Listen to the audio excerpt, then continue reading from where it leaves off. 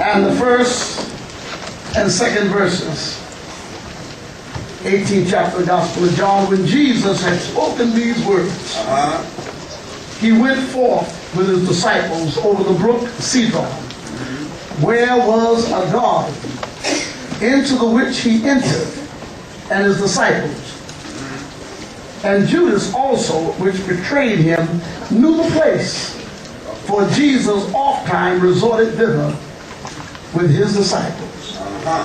He entered where there was a garden, for Jesus oft-time resorted there. Lord help. We'll talk about Jesus' garden of prayer Lord help. this morning. Preach it, Pastor. All right. The thing that baffled Jesus' enemies most was that every attempt they made to silence him or to arrest him was foiled. Something went wrong with it. Lord help. They had many attempts. They first tried to just embarrass him in front of the people by asking questions that they thought he could not handle. When Jesus answered all of those questions, it was obvious that they were not going to trap him with questions. And so they resorted to just simply trying to get him off the scene altogether. Arrest him, get him away from the people, apprehend him, incarcerate him, get him away from the people. And they started, if you look through Matthew, Mark, Luke, and John, particularly Matthew, Mark, and Luke, you'll see several attempts to isolate him from the crowds and from the people. Lord help. Because they found trying to arrest him Yes, sir. Yes, sir. in crowds did not pay off. Uh-huh. Because the people loved him and wanted to listen to That's him. right. One time they tried to surround him Yes, sir. and threw stones at him. Uh-huh. But the Bible said, right in the midst of them, Lord help. Jesus seemed to disappear. Yes, sir. Yes, sir. So they couldn't do it. They tried. Then they sent their own brainwashed officers That's right. to try to stop him. Yes, sir. And they sat back and waited for the report. They said, what we'll just simply do is take him out of the crowd and then bring him to us. Okay. And they went down there, if you recall, 7th chapter, the Gospel of John. They went down there, and when they got there, Jesus was teaching and preaching. Next thing we know, they're coming back to make their report to the chief priests and elders. And when they come back, they say, you're empty-handed. Why haven't you brought him? They said, well, we went down there to arrest him. Lord help. That's right. And those were our intentions. We went down to lay hands on him, but then we heard him speak. Yes, sir. When we heard him speak, we said, never man speak like this man. And they came back empty-handed. Well, about this time, they were getting frustrated as to where could they arrest Jesus? Lord help. Where could they bring him in? And then it dawned on him Yes, sir. that they were doing this the wrong way. That they were trying to get Jesus from the outside in. That the best way to get somebody is to get somebody on the inside to use. I think that's something all of us need to remember every now and then. That it's always somebody on the inside that can be used against you. Not somebody on the outside. Yes, sir. Yes, You sir. got your eye on your enemy and you ought to be looking at your friends. All right, sir. The enemy can't take you, but can't tell your business. Stay right there, sir. Because you don't tell your enemy your business. You only tell your friends your business. Say that, preacher. So if your business get out, it's not your enemy. It's got to be your friend. All right, sir. Somebody on the inner circle. Somebody you've dined with, somebody you've trusted. And I'm sure they must have looked over the roster of Jesus' disciples Well, and tried to figure out who was the closest. For Bible class, it was always good for us to remember how close Judas was. Lord help. He was close enough to be treasure for the disciples. And then he must have been extremely close for them to select him. Yes, sir. You're not going to select one who does not know the plan and don't know where you're going to be. You're going to select somebody who knew where he would be. But the next thing, after you get the person, after the person's selected, the next thing is, where will we arrest him? Lord help. Is there a place that Jesus goes to get away from the crowd? Is there a place that Jesus goes when he wants to be alone? Paint the picture, sir. Is there a place that Jesus goes that nobody else knows about, a hiding place, a secret place that only a few close friends will know about? If there is such a place, then that's the place we want to be. The contact was made and made to Judas. And all Judas had to do now was point out the place. There's a great distinction that's been made in what is called the Lord's Prayer, and in reality the prayer that Jesus taught his disciples. The Lord's Prayer, our Father which art in heaven, that's a prayer that Jesus taught his disciples. And Jesus is the author of that prayer. But that's not necessarily Jesus' prayer. That's the prayer he taught his disciples to pray. He said, Lord, teach us to pray as John taught his disciples.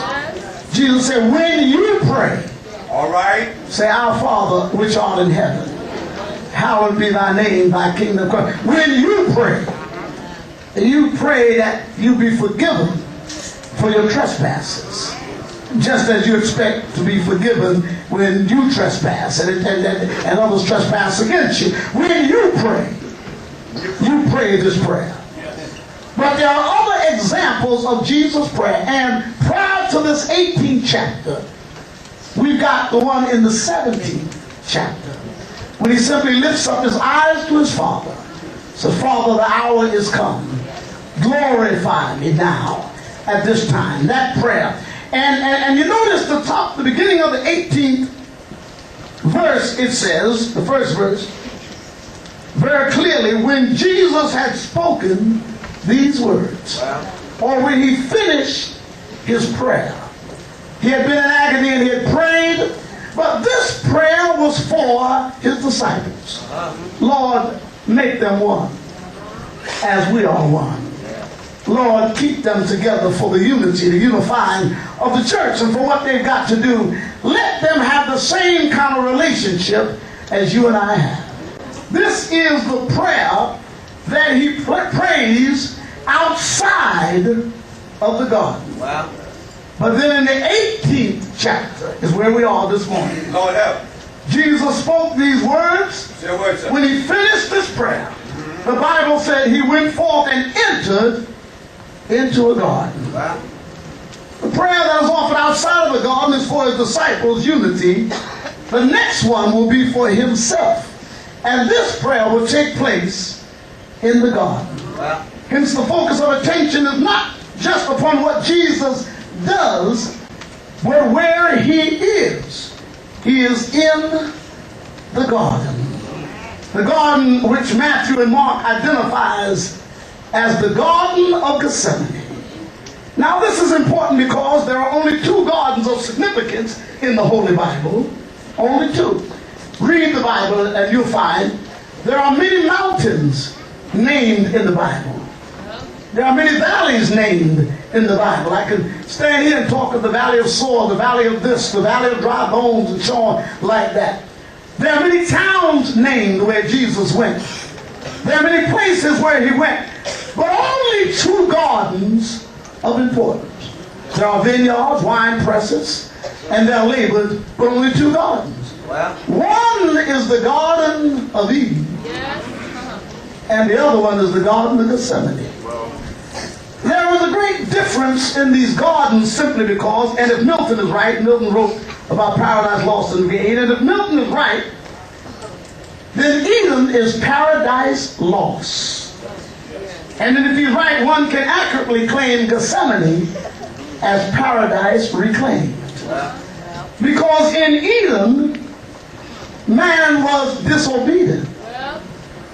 But in Gethsemane, Jesus was obedient. In Eden, man rejected God, turned his back on God. But in Gethsemane, Jesus turned his attention toward God. In Eden, there was embarrassment, disillusionment, and shame in Eden. But in Gethsemane, there's faith and loyalty. Eden is brightened with trees. Gethsemane is dark and lonely. One writer said the ground was very cold. It was a small and frightening garden. Eden was labeled paradise because what God had started for mankind. Gethsemane brings us down into the darkness of the garden.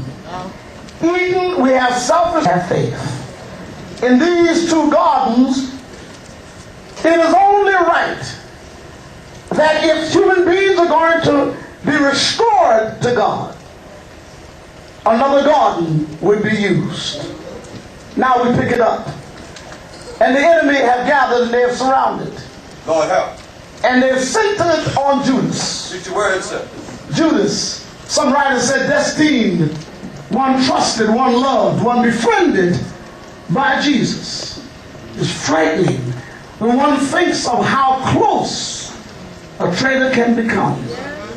How near they are not at the top, but they have been officers in the army. Those who have been right there at the top. Judas had marched with Jesus. He was there when he opened the eyes of the blind, made the lame to walk, made the dumb to talk. Judas was there when Jesus fed 5,000 using nothing but a lad's lunch. Judas was there. He was there when Jesus taught on the mountain. When he taught the Beatitudes, Judas was there. He was there when he cast out devils out of Mary Magdalene. Judas was there. He was there when expensive ointment was used at Jesus' feet. Judas was there. He was there when Jesus suffered torment coming from the Pharisees and pressure by the Sadducees. Judas was right in the number. Judas was selected now. And the only thing they wanted to know from him is where is the place where they could find Jesus, where the crowd would not be there. If John had not written his gospel, Reverend DuPont, if John had not written his gospel, we could conclude from Matthew, Mark, and Luke that this would be the first time Jesus had ever been in the Garden of Gethsemane. We could call it one of Jesus' one-time visiting places. That he stumbled upon this place. That like a borrowed boat, like a borrowed tomb, he just happened to find this place. Like the borrowed beast that he used to ride in on that first Palm Sunday. We could have concluded from Matthew, Mark, and Luke that Jesus picked out any garden and went in to pray. But John was there. And thank God John was there. Yes, sir. John was there, and John tells us right off that Judas knew that Jesus had off time. Many times he had gone to the garden. This tells me now, and it answers the absence of Jesus. For every now and then, Jesus would slip away. And the writers wouldn't even tell us where he was going. They would simply say he slipped away. He stayed behind and sent them ahead on the boat. He slipped away. Jesus was not with them at a certain time. And only a few times are we given to know where he is. One time he stayed behind and was at Jacob's well and met a woman there. You remember her? The woman of Samaria. Another time he stayed behind on the mountain, on a particular mountaintop to pray, and then walked the water and met the other disciples out in the boat and calmed the storm by saying, "Peace be still." But there were other times my Lord slipped away. All right, and I didn't know where he was, but all I know is when he came back, he was strong. The reason why Jesus is a great example for us, and every time I begin to feel like closing in on me, I just love to read about Jesus. I like to open the Bible and read about Jesus, because the reason why he's a great example, because Jesus had his ups and his downs. He went through his dark days and days of sunshine. He had folk lie on him and scandalize him and try their best to trap him. But every time they tried to trap him, Jesus came back stronger. And I used to wonder, I said to myself, I said, where could he be going? Oh, if I could pick up and find out where he is and how does he come back strong. Then John told me, and I've been reading it and I missed it, Brother Leroy Crayton. I saw that before, but I didn't look at it. But I said, that's where Jesus is. All right, sir. He's in his garden of prayer. And every now and then when the Lord got heavy on his shoulder, he went to the garden. Every now and then when he felt weighted down, he went to the garden. And Judas knew that he had gone there. Now, one writer says this. You don't have to take it if you want to research, Deacon Evans. But one writer said that there's a passage that says that a disciple followed Jesus. You remember that one, don't you? It's in the Bible. He followed Jesus trying to find out what's his secret. How can he stay strong when days look weary and trials are coming and everybody's against him? How can he be strong? He said one disciple followed him and found him in prayer. And that's when he came back and said to him, Lord, teach us how to pray. As John taught the disciples. Well, the Bible does not say where he followed him. The Bible does not identify the disciple. Well, it could have been Judas.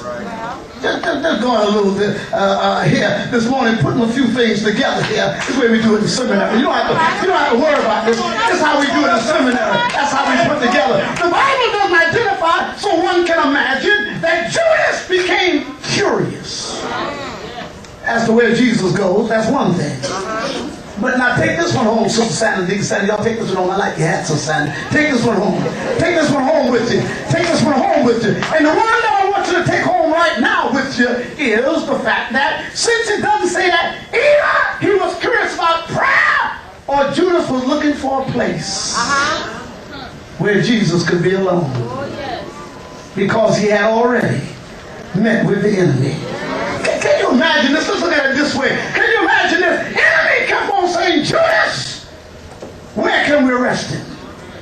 Somebody said, well, what about Capernaum? He said, no. The people down there love him. Don't you remember how he delivered that deaf boy? That boy couldn't hear. Don't you remember he couldn't hear, couldn't speak, touching his tongue and whatnot, and he unstopped his deaf ears and cut loose his stammering tongue? He said, yeah, that was Capernaum, wasn't it? See, we better not go there because that deaf boy might be there. Others might be there praising him. Well, what about Jericho? No, we better not touch Jericho. Because if we go down and try to listen at Jericho, blind Barnabas will be there. You know that fuss he made about talking about I once was blind. But now I see. Somebody said, I got the place. How about Bethany? What's wrong with Bethany? No. We can't go to Bethany. Mary, Martha, and Lazarus live at Bethany. They would line the streets and folk would come out praising. We never get our hands on it then. Where? Judas said, I'll follow him until I find out. And the Bible said a disciple followed him one day. And Jesus got up early in the morning. I like this. You know why I like it? Because when you're not even thinking about folk, they follow you. When you don't even have them on your mind, they watch you. You just about your father. Have you ever gotten up early in the morning, felt good, and felt God had blessed you, and loved everybody before you can get away? Somebody called you with some bad news. Somebody's been following you. Somebody wonder where you've been and why were you on this street. And you know what I'm talking about. At this time of the day.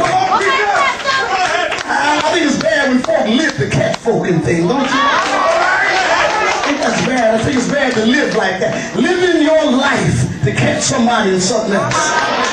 I got something to remind you though. Remember the trap you set for somebody. The trap you set for somebody else, you might fall in. Remember Haman? Haman went out to trap Mordecai and died on the gallows that he built for Mordecai. Be not deceived, God is not mocked. Whatsoever you soweth, that shall you also reap. But I got to get back to him. I see Judas going out of the night, coming back with all these reports. What about this place? They said, no. Finally, Judas said, I found the place. Garden of Gethsemane. So yeah, he always goes there by himself. Gets down on his knees. What's he doing? I don't know. All I know is when he comes from the garden, everything is all right. I've seen him going in the garden. But when he comes out of the garden, it's all right. I've seen him trouble on the outside of the garden. But when he comes back out of the garden, he's all right. And all I know is you got nothing to fear. If you want to get him out, you can get him in the garden. And but see, Jesus threw a little monkey wrench at Judas that night, gospel called member, because he selected a few of his disciples that night. Said, I'm going to take you to a place I've never taken you before. Not the mountain of transfiguration. No, I'm going to take you in the garden with me. But I want you to do, I want to tell you what I want you to do for me. Things are getting hard out here and tight out here. I want you to watch while I pray. I want you to watch right there on the rock there. Took him, and what I like about it, he didn't take them all the way in the garden. That's where they needed to be. He put them on the outside, outskirts of the garden, and said, I want you to watch while I go further. Still didn't tell him what he was doing. Prayer is a personal thing. Oh, hallelujah. It's all right to pray here on Sunday morning, deacons. It's all right to pray in prayer meeting. It's all right to pray when you go to somebody's house. It's all right to pray when they call on the anniversary. But prayer is a personal thing. I don't know about you, but I like to find my closet. How about you? I know some folk like to hum a little tune first. Sing a little hymn first. Getting ready to go in the garden now. That's what I'm talking about. See, Noreen sang that song the other day, and I told my sister, I said, I just got inspired with a sermon. When Noreen sang that song, I come to the garden alone. I said, that's the only way to go, isn't that right? Nobody can go to the garden with you. You can't take mother there, can't take father there, can't take sister there. And this is all I want you to know. Go to the garden if you want power. Hallelujah. Hallelujah. If you really want strength, go to the garden. All right, go a little bit further, go a little further. He's going to the garden. They'll stay here, but I'm going to the garden now. When I go to the garden, it'll be all right. Jesus said, I found the place. He goes there often. It's the garden of Gethsemane. Well, the rest of it is history. You know the rest of it. And notice, they fall asleep. The enemy come in. Judas kisses him on his cheek. All that happened after he comes out of the garden. Oh, if you really want to get the devil on your trail, if you want to see him, I dare you to go to the garden. When you go to the garden, you can always know that Satan is on his way. But this was Jesus' garden of prayer. Well, I'm getting ready to close out now. What do we mean by Jesus' own garden? Well, it was the place that Jesus got in touch with God. Geographically considered, I still don't know where the Garden of Gethsemane is. I traveled to the Holy Lands in 1965. We went to the spot of Mount Olivet, and they pointed it out to me. We went to the street called Straight that Paul was converted on, and they pointed it out to me. Then we went on down and we looked at what they said was the condemned fig tree. You know that fig tree that Jesus cursed. Somebody saw it bent over, and we stepped back, myself and Reverend Luther and Reverend Moore. We stepped back. We said, what's that ghastly thing? Somebody said, that's the fig tree. That's the one that Jesus cursed. That's the one that wasn't bringing forth figs. So Jesus cursed it. And we went a little bit further, and we found ourselves going in and around canal, and then we got down to Jordan River. I was so disappointed to see that Jordan River was nothing but a little muddy stream. I was looking for Atlantic Ocean, Mississippi River, Niagara Falls, but when I got down there, it was nothing but a muddy stream. And I said to myself, my Lord went down in Jordan River, and I said, Naaman washed 7 times in Jordan River. But then I had this assignment. Dr. Ray said, I got an assignment for you, Crayton. He said, we have preaching everywhere. So we stopped the preacher. I preached on Mount Olivet. Somebody else preached another place. He said, but when we get to Gethsemane, he said, we don't want any preaching. And he selected me. I never will forget that. He selected me to pray in Gethsemane. I got to get back to showing you how Noreen inspired me. I want to show you how Noreen inspired me. I'm going to sit down. And I said, and he said, when we get to Gethsemane, I want you to pray. But we have a difficult time, Sister Sandra, because every guy we went to said, we can't find Gethsemane. Said every other place we know, all we can do is say where we think Gethsemane is. We really don't know where it is. We've had land excavations that come through here, and we've lost track of Gethsemane. It must have been somewhere in this vicinity. And I remember when we got down there, and the lightning flashed, and it started to rain, and we put our raincoats over, and somebody told us, look down, that's the Garden of Gethsemane. When I looked down, I saw a few rocks and some dirt, and I said, doesn't look like much. Somebody said, this is the closest we can come to it.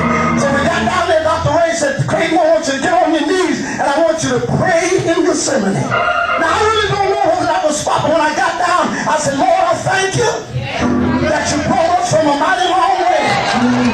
I said, Lord, I thank you that you let a Brownsville boy who walked the streets of Brooklyn to walk where Jesus was and to be where Jesus was. And now I'm down here in Gethsemane praying to you.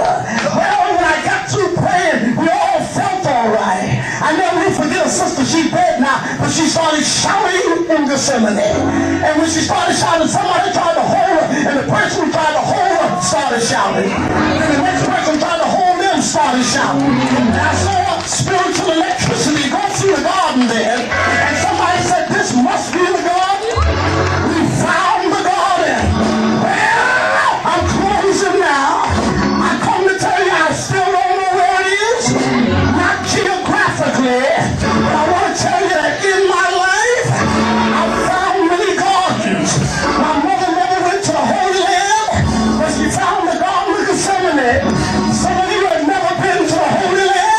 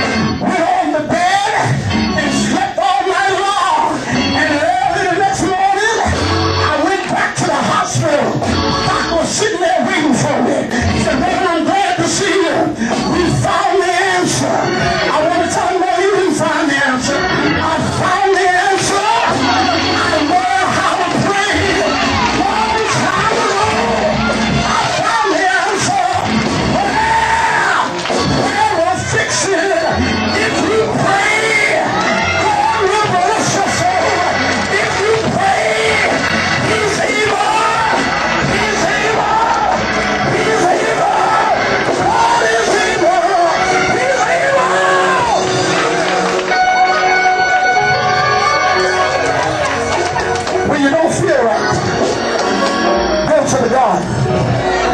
I'm talking about when life closes in on you, go to the garden. Jesus will meet you in the garden. I mean, when trouble come your way and you don't know how to get out of it, just go to the garden.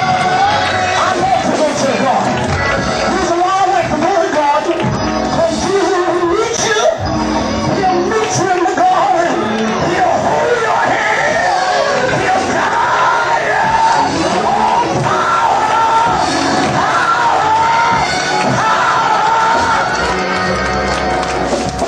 Amen. And he would be in the garden. Why? Because he often went to the garden. Somebody has been delayed All right. in your garden appointments. Remember when you first became a Christian, you stayed on your knees? But now some of us feel praying is not necessary. I come to tell you, if you want God to strengthen your life, go to the garden. I mean that. I mean every now and then, break away, neutral. Break away from forces around you and go to the garden.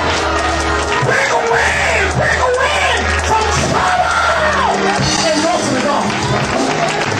Sister Henry's here because you've been to the garden. I don't care what doctors tell you, you got to go to the garden. I don't care what medicine will do, you got to go to the garden. God will! God will! He'll meet you in the garden. Stand on your feet. Stand on your feet.